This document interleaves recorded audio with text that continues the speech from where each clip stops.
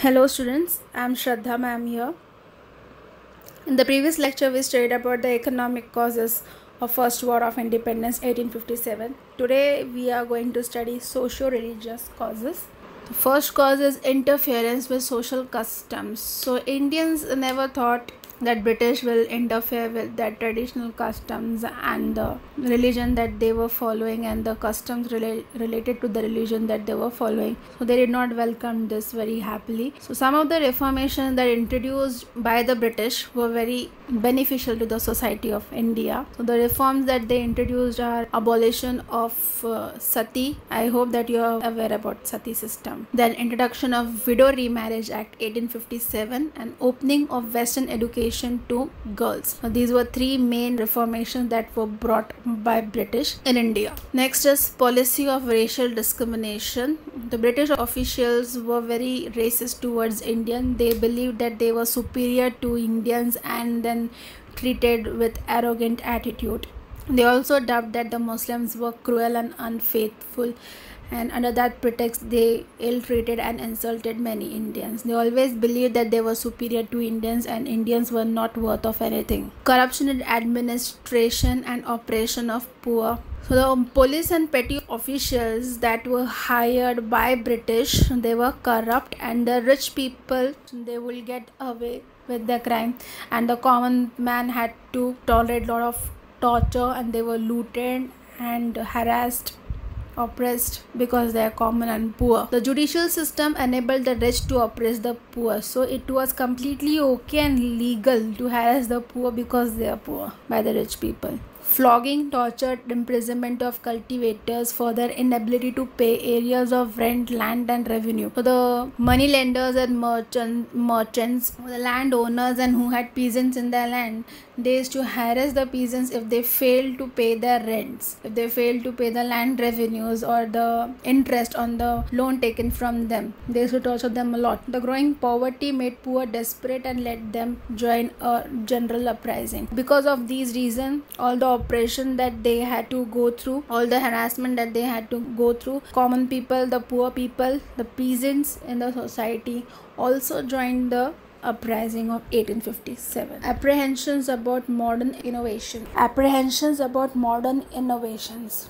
So British had introduced these modern innovations in our country like railways and telegraphs, and there were rumors of certain kind of misunderstanding among Indian people that the telegraph poles that were erected, they will be used by British officers to hang Indian people if they do not listen to British or if they do anything against the British rule. Another belief that the Orthodox Indians had was the railway compartments were made in such way that the higher caste and the lower caste will be made to sit next to each other side by side. So Indians believed that British had introduced such practices to defy their caste and religion. So they believe that the British is trying to defy their caste and religion. Activities of missionaries. Now British belonged to a completely different race, religion, and their sentiments were completely different than that of Indians. You will see that in 18th century British were having friendly attitude towards Indian religion. They respected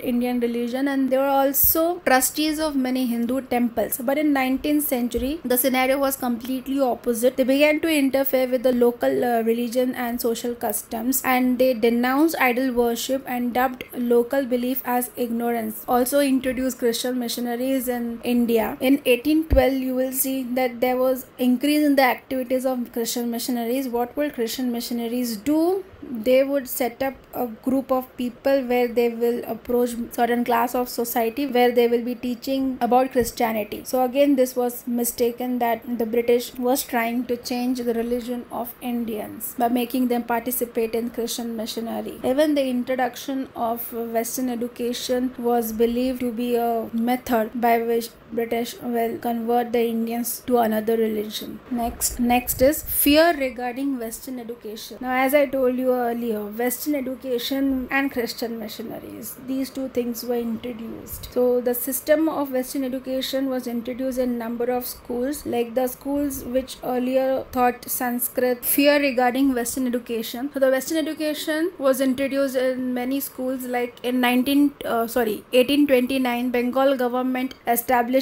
English class in Kolkata Madrasa, which was a Muslim institute. So they were encouraging people to study English. Then English classes were also introduced in Banaras Sanskrit College. So gradually English was accepted by the Indian people, but Western education was not received in that good manner or with that positive attitude as it was required to be received with. Pandits and Maulvis, they were opposing this Western education because they thought that it was an attempt to discourage the Islamic and Hindu studies, because earlier, before British came to India, there were madrasas where people were taught about Islamic culture, and then there were institutions where people were taught about Hinduism. Children studied the Vedas and all the literature that was related to their religion. Same thing with the madrasas also. So people suspected this attempt of Western education was to encourage their children to become Christians and not to promote the literature and science.